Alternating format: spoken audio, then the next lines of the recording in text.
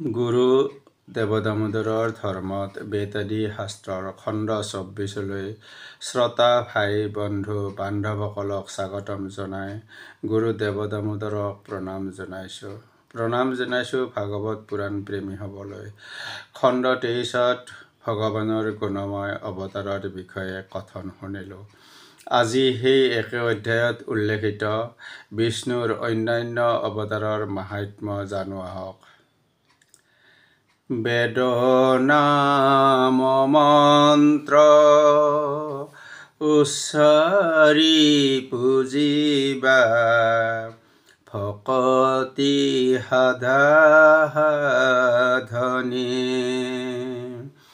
কায় মন বাক্যে হৰণ পখিলা গুৰু দামোদৰ পাশে ভগৱন্ত পাশে সমৰ্পণ কৰা বিভূতি বৈভৱ ভক্তে কৃষ্ণৰ মূৰতি শকতি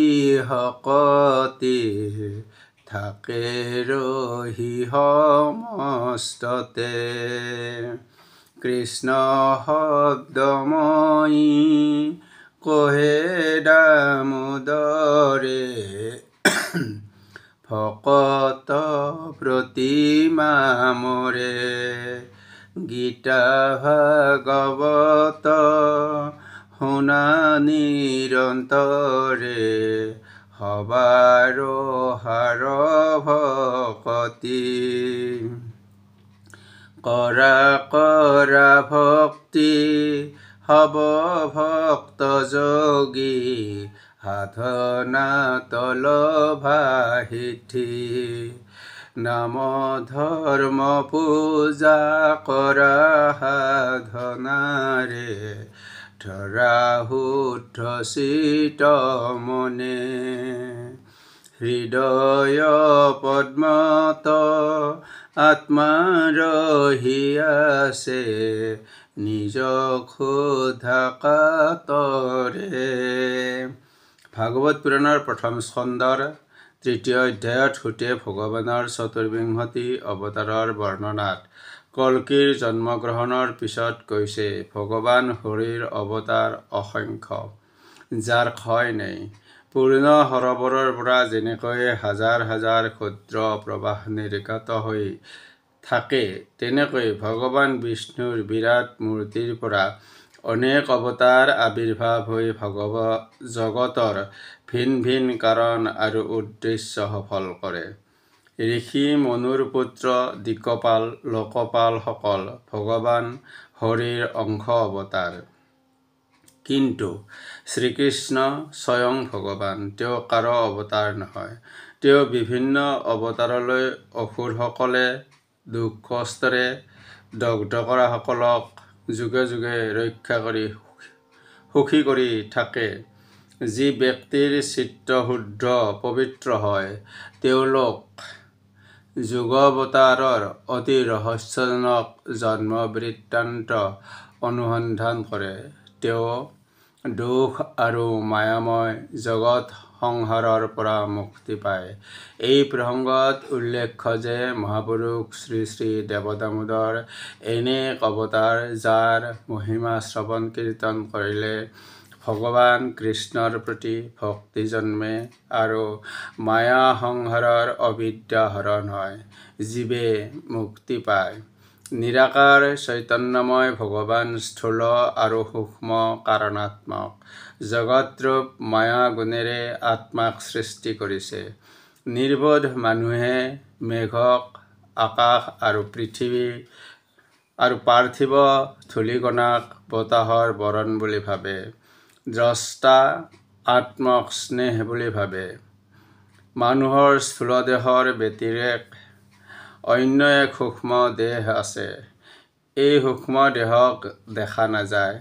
মায়া গুণেৰে ই সৃষ্ট, ইয়াৰ আকাৰ নাই, দৃষ্টিৰে উপলব্ধি কৰিব নোৱাৰি। ইন্দ্ৰ আদি দেৱতাসকলৰ দৰে শুনাও নাযায়। এইবিলাক কাৰণতে জীৱাত্মাৰ নাম দিয়া হৈছে লিংগ শৰীৰ। এই লিংগ শৰীৰ লৈ জীৱৰ বাৰে বাৰে জন্ম হয়। অবিদ্যাৰ দ্বাৰা স্থূল আৰু সূক্ষ্ম শৰীৰ আত্মাতে কল্পিত হৈ আছে। জীৱৰ আত্মাই পৰম ব্ৰহ্মজ্ঞান লাভ কৰে। তাৰ ফলত স্থূল আৰু সূক্ষ্ম শৰীৰ বিনষ্ট হ'লে জীৱই ব্ৰহ্মস্বৰূপ লাভ কৰে। সংসাৰ চক্ৰত ভগৱানৰ মায়া বিদ্যাৰূপিণী হৈ যদি প্ৰক্ৰিয়াৰ পৰা নিবৃত্ত হয়, তেনেহ'লে জীৱই পৰম ব্ৰহ্মক লাভ কৰে। এয়া পণ্ডিতসকলৰ তত্ত্বদৰ্শনে কয়। ভগৱানে অৱতাৰলৈ জাত হ'লেও তেওঁৰ জন্ম আৰু কৰ্মবিলাক দিব্য জীৱৰ দৰে। তত্ত্বজ্ঞানীসকলে এই কথা কয়। ঈশ্বৰ পৰিদৃশ্যমান, তেওঁ সমস্ত বিশ্বৰ সৃষ্টি পৰিচালনা কৰে, স্থিতিভাৰ ৰাখিছে, দুষ্ট আত্মাবিলাক সংহাৰ কৰি বিশ্বক ৰক্ষা কৰি আছে। কিন্তু আশ্চৰ্যৰ বিষয় এই যে তেওঁ একোতেই আসক্ত নহয়। ভগৱান স্বাধীন, তেওঁ ষষ্ঠ ইন্দ্ৰিয়ৰ নিয়ন্তা, তেওঁ প্ৰতিটো জীৱত অন্তৰ্যামী ৰূপে অৱস্থিত। এইদৰে প্ৰতিটো জীৱত স্থিতি লৈ থাকি তেওঁ দৃষ্টি ইন্দ্ৰিয়ৰ দ্বাৰা বিষয় ৰস প্ৰবৃত্তিক গন্ধৰ সদৃশে অনুভৱ কৰে। জীৱজগতৰ নিৰ্বোধসকলে ভগৱানৰ এই কাৰ্যকলাপ বুজিব নোৱাৰে। সেইদৰে দুষ্টবুদ্ধি বা কুবুদ্ধিসম্পন্ন মানুহে ভগৱানৰ কাৰ্য বুজিব নোৱাৰে, কাৰণ তেওঁলোক ভক্তিহীন। যুক্তিতৰ্কেৰে ভগৱানৰ লীলা ৰহস্য অনুধাৱন কৰিব নোৱাৰি। সম্পূৰ্ণ জগতৰ আধাৰ ভগৱানে মনৰ দ্বাৰা বহু ধৰণে প্ৰকাশ কৰি থাকে, বাক্যৰ দ্বাৰা বহু নাম প্ৰকাশ কৰে। যিজনে মহাভগৱানৰ লীলা ৰহস্যবিলাক জানিব সক্ষম হয়, তেওঁ ভগৱানৰ চৰণ কমলত ভক্তি কৰি আপ্লুত হয়। তাৰ পিছত সূতে ক'লে, হে মুনি, আপোনা হ'ব দুঃসাধ্য সাধনত সমবেত। আপোনালোকৰ প্ৰতি ঈশ্বৰৰ অনুৰাগ যদি বৰ্ধিত হয়, তেনেহ'লে এই সংসাৰৰ মোহ যাতনা দুখ প্ৰবৃত্তিৰ পৰা মোক্ষ লাভ কৰিব। কোৱা বাহুল্য যে সংসাৰ যন্ত্ৰণাৰ পুনৰাবৃত্তি নহ'ব।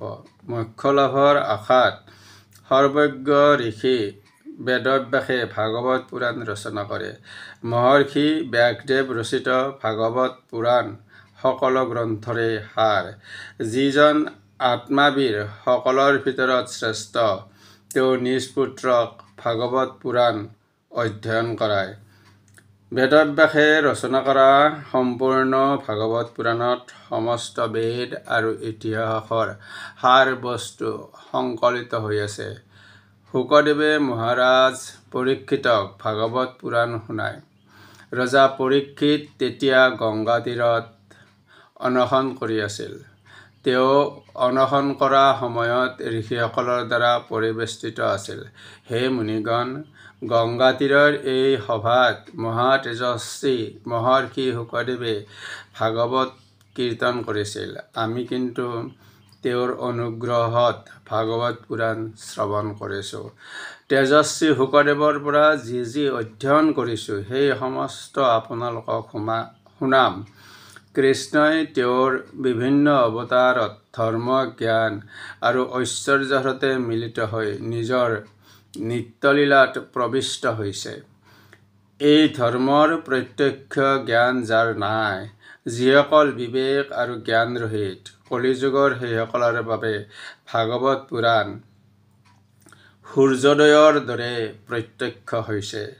গুৰু দেৱদামোদৰৰ ওচৰত শৰণ দীক্ষা লৈ একনিষ্ঠ সেৱক শিক্ষিত মননশীল কবিৰত্ন গোপাল মিশ্ৰ বিৰচিত ঘোষাৰত্নৰ 38 আৰু 39 নম্বৰ পদত কৈছে, ব্যাস মহাঋষি প্ৰবন্ধ কৰিয়া বৰ্ণাইলা পুৰাণ ছয়। আন নাম নানা শাস্ত্ৰ বৰ্ণাইলা তথাপি ভৈলে কতান সংশয়। আপোনাক ব্যাসে আপুনি দুখিলা নভৈলা চিত্ত সন্তোষ সেই সময়ত নাৰদ আহিলা বিনাত কৰিয়া প্ৰস। গুৰু দেৱদামোদৰে ভতিজা মুকুন্দক কৈছিল, শুনিও মুকুন্দ আমাৰ বচন, হৰি কথা কহো আমি। ভতিজা সৈতে পৰম আনন্দে ৰৈলা দামোদৰ স্বামী। এহি হক বুলি মুকুন্দ ভতিজাই তথাৎ ৰৈলা হৰিষে, পাছে দামোদৰে কৃষ্ণ কথামৃত কহিলা অহৰ্নিশে। ভাগৱত ধৰ্ম অতি অনুপম প্ৰবাৰ্তিলা মহামতি, যাহাৰ শ্ৰৱণে জন্মবন্ধ গুচে নবাচে জাতি অজাতি। সৰ্বধৰ্মহাৰ ধৰ্ম ভাগৱত কলিমল ধূমকেতু, নাহিকে প্ৰয়াস ভকতৰ ৰচন এহিহে তৰণ হেতু। সৰ্বধৰ্ম ৰজা হাৰতে যে হাৰ, জানি ধৰা বুধজন শ্ৰৱণ মাত্ৰকে পাপ তাপ হৰে বিষয় বিষ নিৰ্জান। বৈকুণ্ঠৰ শাস্ত্ৰ জানা ভাগৱত দামোদৰ ৰূপে হৰি, আপুনি পঢ়িয়া লোকে প্ৰচাৰিলা শুনা হবে কৰ্ণ ভৰি। গুৰু দেৱদামোদৰৰ ধৰ্মত বেদাদি শাস্ত্ৰ খণ্ড ২৪ সমাপ্তৰে ক পৰৱৰ্তী খণ্ডত ভাগৱত পুৰাণৰ প্ৰথম স্কন্ধৰ ৪ৰ্থ অধ্যায়ত বৰ্ণিত মহামুনি বেদব্যাসৰ পৰিতুষ্টিৰ বাবে দেৱৰ্ষি নাৰদৰ আগমন সন্দৰ্ভত জানিব প্ৰয়াস কৰা হ'ব। জগত ঈশ্বৰ দেৱ দামোদৰ, চিত্তৰ পৰম গুৰু, তাহান্ত বিনাই হৰি ভকতৰ, ভজিবাৰ নাই কেও। গুৰু সেবিবাৰ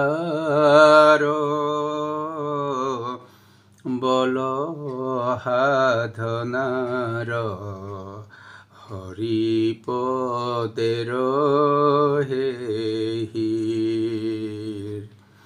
কল্পতৰু হৰি বৈকুণ্ঠৰ পতি, তুমি বিনে নাহি হাৰ। গুৰু দামোদৰ ভকতি পূজাৰ, মূৰ্তি ভৈলা প্ৰেমৰ, সাধন ঈশ্বৰ পদ্ম চৰণৰ, কৰা কিংকৰ তোমাৰ। অনন্ত কুমাৰ শৰ্মা। জয় গুৰুদেৱ দামোদৰ।